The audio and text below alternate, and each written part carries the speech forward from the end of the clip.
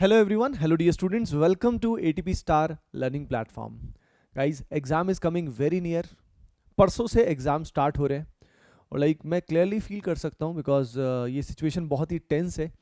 आप में से हज़ारों लाखों स्टूडेंट्स अभी बहुत एंग्जाइटी उनको हो रही होगी. सबसे इंपॉर्टेंट बात, डर लग रहा होगा. अब डर के कई सारे रीज़न हो सकते हैं. या तो एक सबसे बड़ा डर हमारे दिमाग में ये रहता है कि यार मैं सब कुछ भूल रहा हूँ, इतना कुछ पढ़ा मैंने, इतना कुछ समझा, लेकिन लास्ट मोमेंट पे हमें बहुत बार ऐसा लगता है कि यार भूल रहा हूँ. ये बहुत ही नेचुरल सिनेरियो है, टेक इट इजी, ये सभी के साथ होता है. समझ रहे हो ना. आज मैं इसी बारे में आपको बताने वाला हूं कि कैसे इस सिचुएशन को अवॉइड करें. यानी अगर आपके साथ ऐसा हो रहा है तो नॉर्मली ये जो फीलिंग होती है एक सूडो फीलिंग होती है. याद रखिए, ये सिर्फ डर की वजह से, एंग्जाइटी की वजह से हमें ऐसी सूडो फीलिंग आती है कि अरे यार कुछ भी याद नहीं आ रहा, सब कुछ भूल रहा हूं. आप कुछ एकदम से बड़ा सा फॉर्मूला याद करने की कोशिश करेंगे और एकदम से वो याद नहीं आया तो हम डर जाते हैं. ये ब्रेन हमारे साथ गेम खेलता है. याद रखिए गाइज, इन गेम्स में आपको नहीं फंसना है. अब कैसे, क्या करोगे जिससे एंग्जाइटी आपकी खत्म हो जाए? तो याद रखिए, इसका सबसे बेहतरीन तरीका होता है जो मैं आपके साथ शेयर करने वाला हूं, वो होता है, मैंने पहले ही बताया था, mental revision using mind mapping. Mental revision, हर एक चैप्टर की आप मेंटल रिवीजन करें. मेंटल रिवीजन कैसे होता है? ज्यादातर स्टूडेंट्स रिवीजन कैसे करते हैं? अपने शॉर्ट नोट्स की हेल्प से रिवीजन करते हैं, या जो भी नोट्स हैं या बुक्स है वटेवर, उनसे वो रिवीजन करते हैं. लगातार वो देखते रहते हैं. समझ रहे हो? अभी बताओ, लगातार अगर आप देखते रहोगे, क्वेश्चंस भी करते रहोगे, तो क्या होगा? आपके ब्रेन में चीजें तो जाएंगी लेकिन पूरा फाइनल कंसोलिडेशन नहीं होगा. अगर तुम चाहते हो कि फाइनल कंसोलिडेशन, ब्रेन में बिल्कुल हर चीजें बिल्कुल जम जाएं, तो उसका तरीका क्या होगा? अपने शॉर्ट नोट्स को या अपने नोट्स को अपने सामने रखो और एक एक करके फॉर्मूलाज और जो पूरी कैटेगरी है वो सारा कुछ दिमाग में दोहराइए.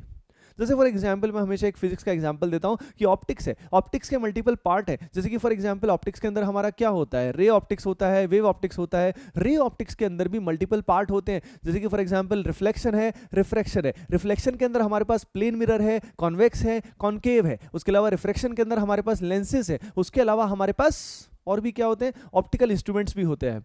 अब उसके बाद इन कैटेगरीज के अंदर अगर मैं बात बताऊं तो मिरर के कई सारे फंडे रहते हैं कि इमेज कहां पे बनेगी, कितना डिस्टेंस पे बनेगी. उसके अलावा जो कन्वेक्स मिरर होता है, कॉन्केव होता है, उनकी साइन कन्वेंशन, उनसे रिलेटेड फॉर्मूला, समझ रहे हो क्या? उसके अलावा तो रे ऑप्टिक्स का सारा कुछ कवर हुआ. यानी इस तरह का माइंड मैप आपके दिमाग में आपको बनाना है.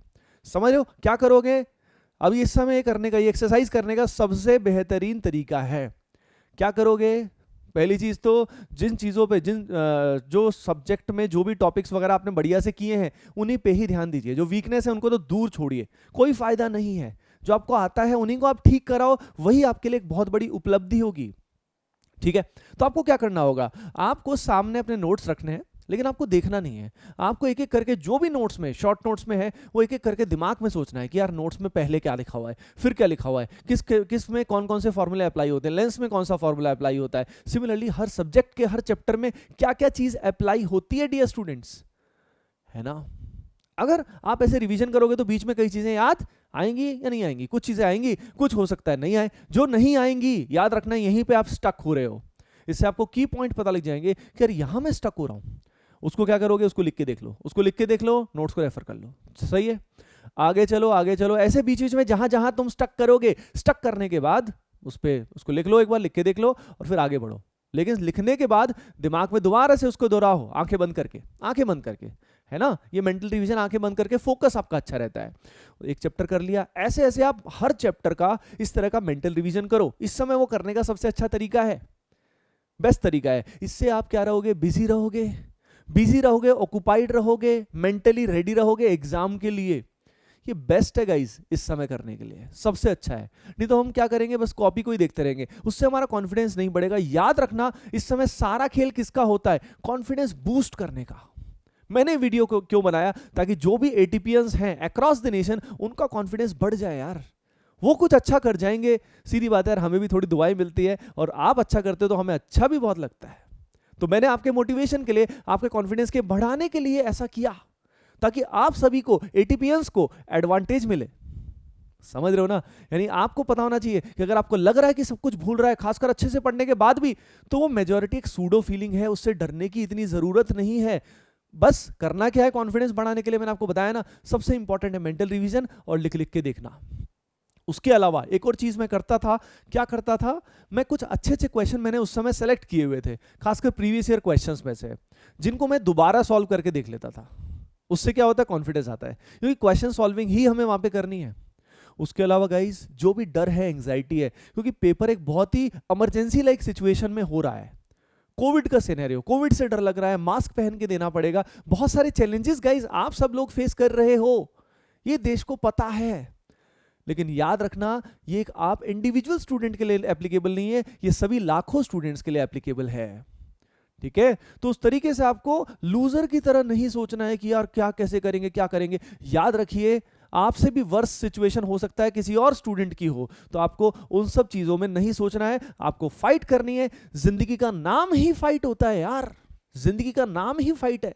सब कुछ इतना आसान नहीं बना रखा भगवान ने इस दुनिया में, समझ रहे हो ना, और आप सभी कर लोगे यार। लेकिन बस सबसे इंपॉर्टेंट बात इस समय पे यही है कि जो आपने बहुत अच्छे से किया हुआ है, चाहे वो कितना परसेंट भी सिलेबस है, 40%, 50, 60, 70, 80, जितना परसेंट भी है, आप उस पर फोकस करो, उसको सही करने की कोशिश करो। बस आपको फिर एग्जाम देने के बाद अच्छा लगेगा कि हाँ यार, जो मैं कर सकता था वो मैंने किया। यानी इस समय guys you have to maintain your काम, रिलैक्स रहना बहुत बहुत बहुत बहुत जरूरी है। और उसके लिए मैंने बताया आपको, take care of your health and ये मेंटल रिवीजन की चीजें कीजिए और लिमिटेड क्वेश्चन सॉल्व कीजिए। नए क्वेश्चन अब सॉल्व करने की कतई आवश्यकता नहीं है। कल एक सेशन होने वाला है जिसमें अगेन हम आपको कुछ अच्छी अच्छी बातें जरूर बताएंगे। उस लाइव सेशन में आप जरूर आइए गाइस, बहुत मजा आने वाला है। कल वो सेशन होने वाला है 6 बजे, आई थिंक कल सेशन है, तो मेक श्योर उस लाइव सेशन में भी आप जरूर आए और बहुत मजा आएगा। ओके एवरीवन, बस अब तैयारी पे लग जाओ और मेंटल रिवीजन करो। कैसे करते हैं वो तरीका भी मैंने आपको बताया है, करके देख लेना तुम। शायद आप में से कई स्टूडेंट करते भी होंगे, पर 1-2 चैप्टर्स के बाद आपका कॉन्फिडेंस गारंटीड है बढ़ेगा, गारंटीड है बढ़ेगा, क्योंकि आपको विश्वास हो जाएगा हाँ यार ब्रेन में अब चीज आ गई। बस अब ब्रेन पे अगर कॉन्फिडेंस हो गया तो एग्जाम में क्या करना है, ब्रेन में बस देखना है कि भाई नोट्स में क्या क्या लिखा हुआ था, और बस वो वीडियो चला देना एग्जाम में दिमाग में, बस बढ़िया। Okay everyone, okay dear ATPs, तो make sure you hit the like button and share it with your friends. Bye bye, take care and love you all. Keep preparing well.